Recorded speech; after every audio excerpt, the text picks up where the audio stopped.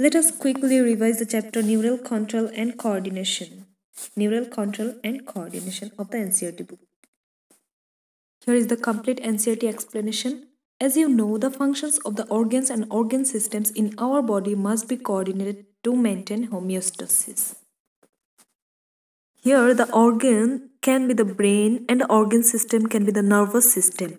For example, the brain, the spinal cord, and the nervous system having all the neurons are coordinated to maintain the homeostasis. What is homeostasis? Homeostasis is the condition in which there is a constant internal environment of human body. So our human body have a constant internal environment. For example, the temperature of the human body is always 37.8 degrees Celsius. So that is always constant. तो इसका मतलब क्या हुआ कि एक organ जैसे कि brain या फिर स्पाइनल कॉर्ड ऑर्गन्स बहुत सारे ऑर्गन्स मिला के बनाते हैं ऑर्गन सिस्टम्स, जैसे कि brain spinal cord then the nerves, the neurons, सब मिलाकर क्या बनाते हैं नर्वस सिस्टम। सो हम लोग neural control and coordination chapter में क्या पढ़ेंगे कि जो ब्रेन है, फिर स्पाइनल कॉर्ड है, brain spinal cord yes and the nerves and the neurons, वो मिलके क्या बनाते हैं नर्वस सिस्टम। तो हम लोग इस चैप्टर में नर्वस सिस्टम पढ़ेंगे और नर्वस सिस्टम के साथ साथ और दूसरा सिस्टम्स भी हमारे बॉडी को होमियोस्टेसिस मेंटेन करने में हेल्प करता है। तो होमियोस्टेसिस क्या हुआ? Homeostasis is the maintenance of internal environment at a constant level. जैसे कि हमारे बॉडी का जो टेम्परेचर है, ब्लड प्रेशर है, हमेशा एक कांस्टेंट लेवल में रहता है। जो टेम्परेचर है 37.5 डिग्री सेल्सियस होता है, तो वो कांस्टेंट कौन बना के रखता है? तो जितना सारा सिस्टम से नर्वस सिस्टम, फिर मस्कुलोस्केलेटल सिस्टम, हम लोग एक एक करके पढ़ेंगे, लेकिन जो नर्वस सिस्टम है और एंडोक्राइन सिस्टम है वो सबसे ज़्यादा इम्पॉर्टेंट है। तो इस चैप्टर में हम लोग नर्वस सिस्टम के बारे में पढ़ेंगे। So the next line, coordination is the process through which two or more organs interact and complement the functions of one another। इसका मतलब क्या हुआ कि जो कोऑर्डिनेशन का प्रोसेस है उसमें एक से दो से ज़्यादा ऑर्गन्स मिलकर काम करते हैं, जैसे कि ब्रेन, फिर ब्रेन के साथ साथ आँखें और ईयर्स सब एक साथ काम करते हैं। फॉर एग्जाम्पल, यहाँ पे एक एग्जाम्पल भी है, when we do physical exercises the energy demand is increased for maintaining an increased muscular activity। जैसे कि जब हम फिजिकल एक्सरसाइज करते हैं तो हमारे बॉडी का एनर्जी का डिमांड इंक्रीज हो जाता है ताकि हम इंक्रीज मसल का एक्टिविटी कर पाएंगे। So the supply of oxygen is also increased. The increased supply of oxygen necessitates an increase in the rate of respiration, heartbeat and increased blood flow through blood vessels। इसका मतलब क्या हुआ? जब हम physical exercises करेंगे तो हमारे body को ज़्यादा ऑक्सीजन चाहिए होगा ताकि हमारे मसल अच्छे से काम कर सके। सो जब ऑक्सीजन की ज़रूरत ज़्यादा हो जाएगी उस टाइम में जो हमारा रेट ऑफ रेस्पिरेशन है वो इंक्रीज होना पड़ेगा ताकि हम ज़्यादा ऑक्सीजन इंस्पायर कर सके।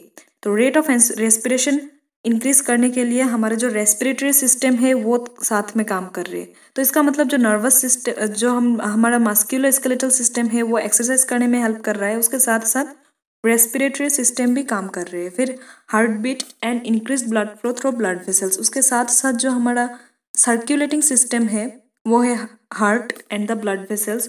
तो सर्कुलेटरी सिस्टम भी साथ साथ काम कर रहे हैं, हार्ट बीट भी इंक्रीज हो रहा है और साथ साथ जो ब्लड वेसल्स है उनमें सर्कुलेशन भी इंक्रीज हो रहा है। When the physical exercise is stopped, the activities of nerves, lungs, heart and kidney gradually return to their normal conditions। इसका मतलब जब फिजिकल एक्सरसाइज खत्म हो गया उसके साथ साथ जो नर्व्स, लंग्स, हार्ट सारे सिस्टम जब कोऑर्डिनेटली काम कर रहे थे जो वो ग्रेजुअली अपना काम करते हैं in a coordinated manner. So let us learn the term coordination in the next part with an example. For your understanding, let me now explain the term coordination from this picture with an example. First of all, suppose you have seen a dog and you want to run, okay? You want to run very fast. At that time, the first system which is coming into play is the musculoskeletal system. Musculoskeletal system क्या होता है इसको हम another chapter में पढ़ेंगे, वो है locomotion and movement, but we should know that in this chapter also. जैसे कि यहाँ पे मसल्स और बोन्स है, लेग्स और हैंड्स में मसल्स एंड बोन्स हमें रन करने में हेल्प कर रहा है. When you are running the muscles and the bones are helping you to run first, but this muscles and bones can not play alone. The muscles and the bones cannot help you to run alone. You see, when you run, you have to breathe so fast, right?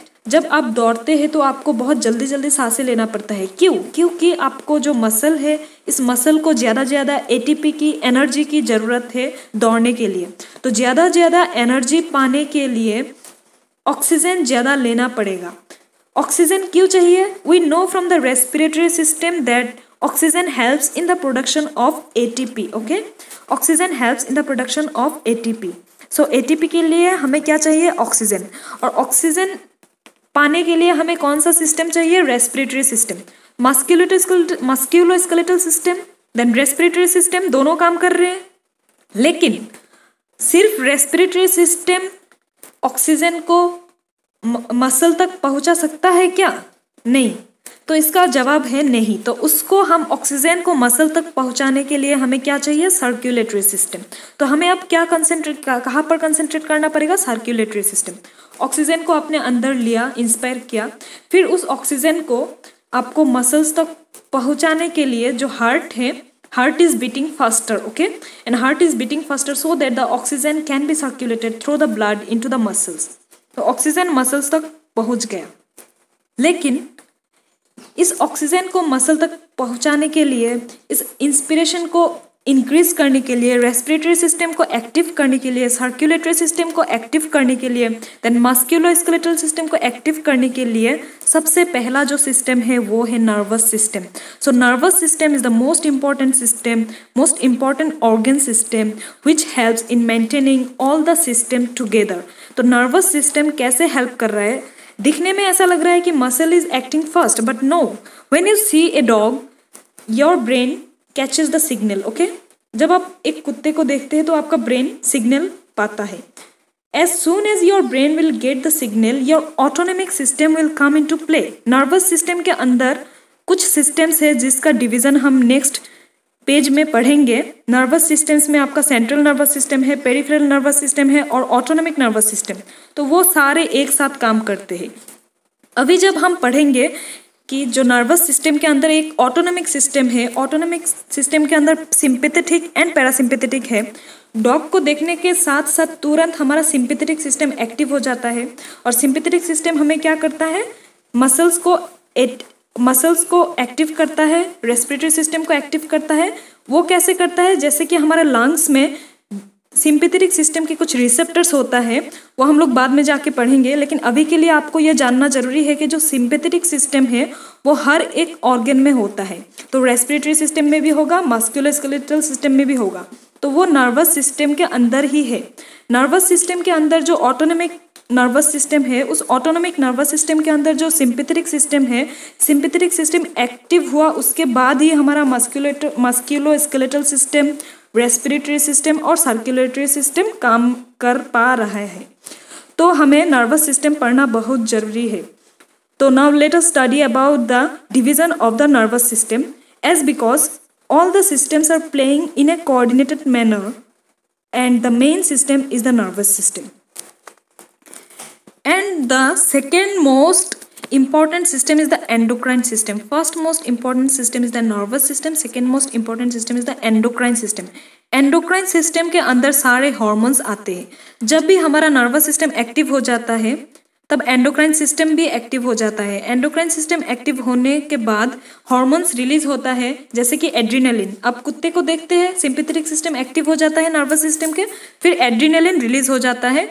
Then adrenaline helps in the conversion of glycogen to glucose in the liver. We all know that the glycogen is stored in the liver, which is the stored form of glucose.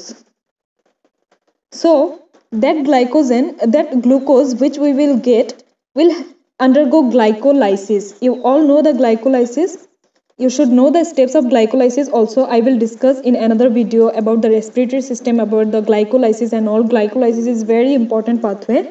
We will discuss one day surely. So after that, when the glycolysis is over, the ATP will form, and as the ATP will form, you will get the energy. In this way, all the systems are working in a coordinated fashion, and it is very interesting to learn each of the system and then relate everything in a go in the human body. The human body is such an interesting thing. So I will teach you each and every system of the human body in the subsequent lectures. And if you find such videos helpful, do subscribe my channel.